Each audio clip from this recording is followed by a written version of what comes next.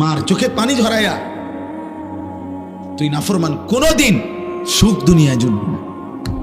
যে মায়ের চোখের পানি ফেললে এতগুলো, যদি আল্লাহর কসম যদি ফিরে না আসো, মার কথা মতো আল্লাহর নাফরমানি যদি না ছাড়ো, আমি বললাম তুই পথে পথে ভিক্ষা করবে।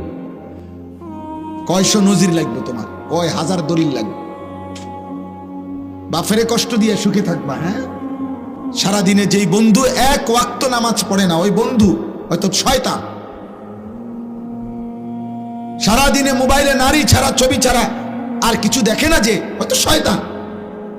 নবীজি বলছে সমস্ত গুনাহ, প্রত্যেক পাপের শাস্তি আল্লাহ চাইলে নির্দিষ্ট সময় আখিরাত পর্যন্ত, হাসরের ময়দান পর্যন্ত বিলম্ব করতে পারে, কিন্তু ইল্লা আকুল ওয়ালিদাইন, খোদার কসম নবী বলছে, তবে মা বাবার নাফরমানি ব্যতীত। মা বাবারে কষ্ট দিছে, চোখের পানি ফেলছে, মা বাবার নাফরমান সন্তান, নবীজি বলছে তার মৃত্যু হবে না, তারে আল্লাহ জমিনে বেইজ্জতি না করা পর্যন্ত।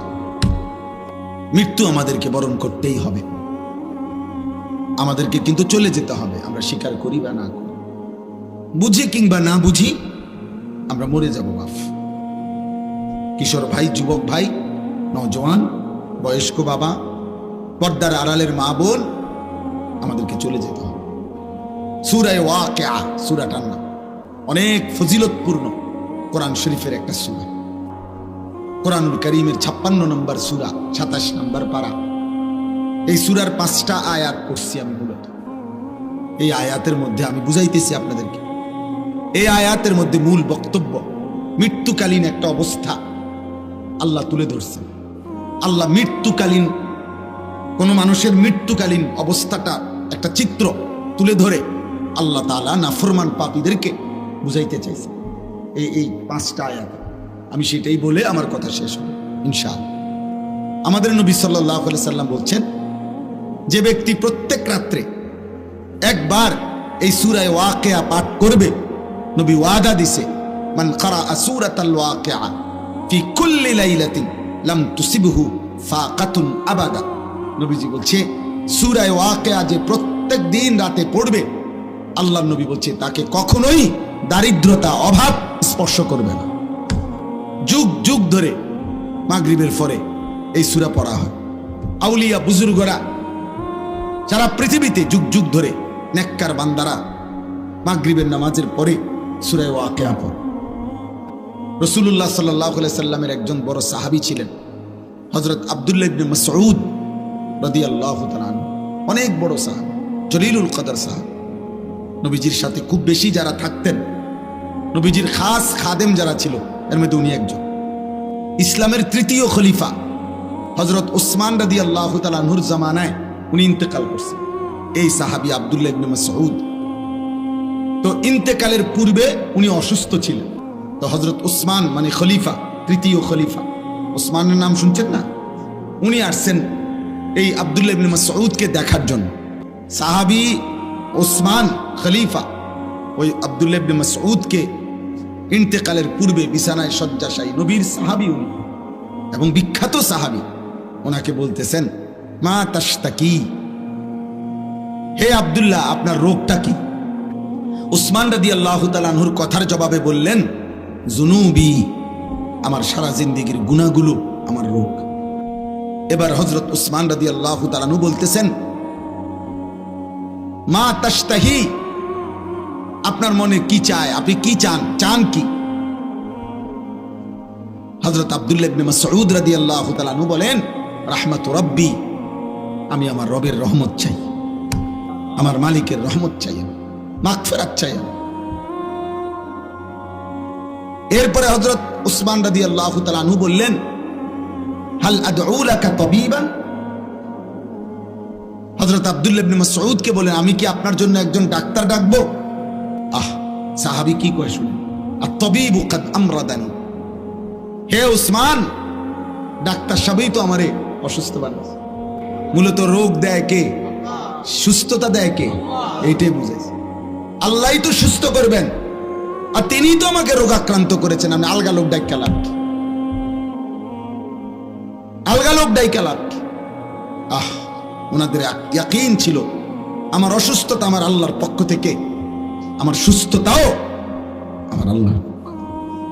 রবি ইবনে খাইসাম রাহিমাহুল্লাহ উনি বলছে, বাবা শোনো, ডাক্তার ডাকলাম হইলে আমিও, কিন্তু আমি একটা কথা চিন্তা করে দেখছি, যে ডাক্তারকে ডাকবা, ওই ডাক্তার আর আমি রোগী, ও চিরেই আমরা দুইজনেই মৃত্যুবরণ করব। কাজেই আমিও যেহেতু মরে যাব, ডাক্তারও যেহেতু মরে যাবে, ওরা ডাক্কে লাভ কি? তার চাইতে চলো আল্লাহরে ডাকি। গুনাহ সব কালেই মানুষ করছে, অপরাধ সব কালেই মানুষের মধ্যে ছিল ভাইয়া। তোমরা যা করতেছো এটা বাড়াবাড়ি করতেছো, একেবারেই মুক্ত স্বাধীন নিজের মতো চলতেছ, এই স্রোত কল্যাণ বয়ে আনবে। তুমি একদিন এমন পিছলা খাইবা আর সোজা হইয়া দাঁড়াইতে পারত। তো তোমারে যদি শুনাই যে ক্লাস 9-এর ছাত্র কি কয়, তো পাগল হয়ে যাবে। কি বলে? গুনাহ, অসভ্যতা, জিনা, ব্যভিচার, নোংরামি, গুনাহ, নারী, ছবি, অশ্লীলতা, বেহায়াপনা, আল্লাহর কসম। আখিরাতের ক্ষতি তো পরেই আছে, দুনিয়াতেও একটা মানুষকে অকর্মণ্য, ধ্বজভঙ্গ, একটা অপদার্থ মানুষ বানায়। কমপক্ষে 10টা চ্যানেলের খবরের দিকে দেখো, খবরে কি কয় দেখবা, চারিদিকে পারিবারিক অশান্তি, পরকিয়া, পুরুষ অন্য মহিলার লগে, মহিলা অন্য পুরুষের লগে, ছেলে মেয়ের, মানে অর্থাৎ সর্বত্র মানুষের জীবনটা দুর্বিষহ। এটা অধঃপতনের অর্ধেকের কাছে পৌঁছে গেছে। এই দেওয়াল ভাঙে যাবে। তো তোমাদের চুল চেহারা যদি এমন হয়, তোমরা গ্রামগঞ্জের মানুষ হয়েও যদি এক ওয়াক্ত নামাজ পড়তে মন না চায়, তাহলে কোটিপতির সন্তান, বিত্তশালী, তাদের কি হালাত? নিজের হয়তো একটা গেঞ্জি, একটা লুঙ্গি, কিন্তু সন্তানের জন্য সব উজাড় করে দেয়। কিন্তু তোমরা যা করতেছো এর বিনিময়ে এটা ঠিক না। তোমার আব্বা তোমার সমবয়সী না, কাজে স্বাভাবিক হিসাব হইল, হতে পারে স্বাভাবিক হিসাবে তোমার আব্বা তোমার আগে খবরে চলে যাবে, কিন্তু তোমার কপাল নিয়ে তুমি থাকতে হবে। আমেরিকায় প্রবাসী আমাদের গুরুত্বপূর্ণ শিক্ষিত একজন ব্যক্তি, ওনার সাথে কথা বলছি। এই মুহূর্তে এক ভরি স্বর্ণের দাম 2,09,000 টাকা। মানে এক ভরি স্বর্ণের দাম 2,09,000 টাকা। অথচ এটা অবাক করা ব্যাপার, আশ্চর্য। পৃথিবীতে, সারা পৃথিবীতে কি হইতেছে আন্তর্জাতিকভাবে, কারণটা কি? স্বর্ণের দাম এরকম আকাশচুম্বী হয়ে গেল কেন? দোস্ত, কৃত্রিম অভাব, কৃত্রিম সংকট, কৃত্রিম দুর্ভিক্ষ তৈরি করা হবে এই পৃথিবীতে, মনে রাখবে। ধরে নাও পকেটে টাকা আছে কিন্তু মার্কেটে পণ্য নাই। ধরে নাও মার্কেটে পণ্য আছে, পকেটে টাকা নাই, তখন কি করবো আব্বা? অর্থাৎ একটা শ্রেণী ভিক্ষুক হয়ে যাবে হয়তো এরা, আর যারা এগুলারে মজুত করে লাইতেছে তারা কৃত্রিম ভাবে পৃথিবীতে অনেক বড় সংকট তৈরি করবে। এটা একটা বললাম, এরকম অসংখ্য বিষয়। আল্লাহকে যে পরিমাণ নারাজ করতেছি আমরা, আমাদের উপরে বড় সড়ো মুসিবত আসবে। যেদিন একটা রুটির জন্য মাইলের পর মাইল হাঁটতে হবে, সেদিন আর চুলের ফ্যাশন থাকবে। অভাবের তাড়নায় কবি বলছিল যে ভাত দে, নয়তো কি মানচিত্র, মানে পুরা দেশ গিলে খাবে।